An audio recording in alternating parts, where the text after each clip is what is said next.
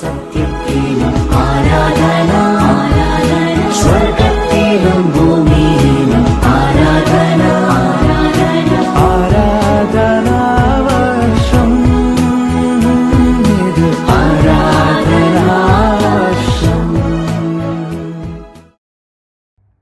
പരിശുദ്ധ സഭ ആരാധന ക്രമവത്സരമായി ആചരിക്കുന്ന ഈ വർഷം കൂദാശകളിൽ പ്രവേശക കൂദാശയായ മാമോദീസായെ പറ്റിയാണ് നാം ഇന്ന് ചിന്തിക്കുക. ഒരു ക്രൈസ്തവന്റെ ആത്മീയ ജീവിതത്തിന്റെ ഏറ്റവും പ്രധാനപ്പെട്ട കൂദാശയാണ് മാമോദീസ. ഇത് വെറും ഒരു മതപരമായ ചടങ്ങ് മാത്രമല്ല, മറിച്ച് സർവശക്തനായ ദൈവത്തോടുള്ള ഒരു ബന്ധം സ്ഥാപിക്കൽ കൂടിയാണ്. ജീവിതകാലം മുഴുവൻ നീണ്ടു നിൽക്കുന്ന ഒരു ബന്ധം. മാമോദീസ എന്നത് ഒരു കുഞ്ഞിന്റെ ഹൃദയത്തിൽ വിശ്വാസത്തിന്റെ വിത്തുപാകലാണ്. ഇത് മാതാപിതാക്കളുടെ, പ്രത്യേകിച്ച് അമ്മമാരുടെ വലിയൊരു ഉത്തരവാദിത്വമാണ്. ഉത്തരവാദിത്വ ബോധം പൂർണ്ണമായിട്ടുള്ള ഒരു വ്യക്തിയാണ് നമ്മുടെ MCMFന്റെ സ്വർഗീയ മധ്യസ്ഥ മോനിക്ക പുണ്യവതി.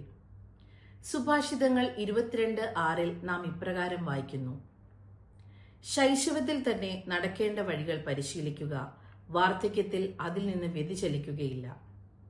വിശ്വാസത്തിന്റെ രൂപീകരണം ആരംഭിക്കുന്നത് നമുക്കറിയാം ഭവനങ്ങളിൽ നിന്നുമാണ്.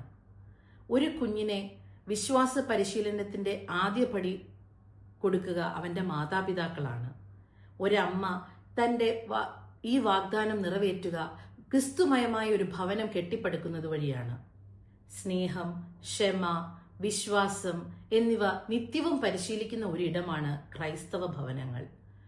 തന്റെ ഭവനത്തിൽ പ്രാർത്ഥനാധിഷ്ഠിതമായ ഒരു ജീവിതം കെട്ടിപ്പടുക്കുവാൻ ഓരോ അമ്മയും വിളിക്കപ്പെട്ടിരിക്കുന്നു. തന്റെ മക്കളെ പ്രാർത്ഥിക്കാൻ പഠിപ്പിക്കുമ്പോഴും വേദവായനകൾ വായിച്ചു കൊടുക്കുമ്പോഴും പ്രാർത്ഥനയ്ക്കായി അവരുടെ കൈകൾ ചേർത്ത് പിടിക്കുമ്പോഴും ഓരോ കുഞ്ഞിന്റെയും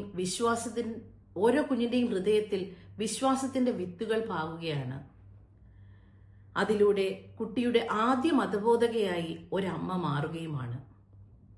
നിയമാവർത്തന പുസ്തകം 6-ാം അധ്യായം 6-ാം വാക്യത്തിൽ നാം ഇപ്രകാരം കാണുന്നു: ഞാൻ ഇന്ന് കൽപ്പിക്കുന്ന ഈ വചനങ്ങൾ നിങ്ങളുടെ ഹൃദയത്തിൽ സൂക്ഷിക്കുക. ജാഗരൂകതയോടെ അവ നിങ്ങളുടെ മക്കളെ പഠിപ്പിക്കാനും വീട്ടിലായിരിക്കുമ്പോഴും യാത്ര ചെയ്യുമ്പോഴും ഉറങ്ങുമ്പോഴും എഴുന്നേൽക്കുമ്പോഴും അവയെപ്പറ്റി അവരോട് സംസാരിക്കണം. ക്രിസ്തുവിനോട് ഐക്യപ്പെടുവാൻ ജ്ഞാനസ്നാനം സ്വീകരിച്ച നാം എല്ലാവരും ക്രിസ്തുവിനെ ധരിച്ചിരിക്കുന്നു എന്ന് നാം വിസ്മരിക്കരുത്. അതിനാൽ മാമോദീസായിലൂടെ നമുക്ക് ലഭിച്ച കൃപാവരത്തെ എല്ലായ്പ്പോഴും ഓർമ്മിക്കുവാനും യേശുക്രിസ്തുവിന്റെ ആ ഒരു സത്യസന്ധമായ അനുഗാമികളായി ജീവിക്കുവാനും നമുക്ക് പരിശ്രമിക്കാം. നമ്മുടെ മാമോദീസ വിളിയോട് കൂടുതൽ വിശ്വസ്തത പുലർത്താൻ സർവശക്തനായ ദൈവം നമ്മെ ഓരോരുത്തരെയും അനുഗ്രഹിക്കട്ടെ എന്ന് പ്രാർത്ഥിച്ചുകൊണ്ട് നിർത്തുന്നു.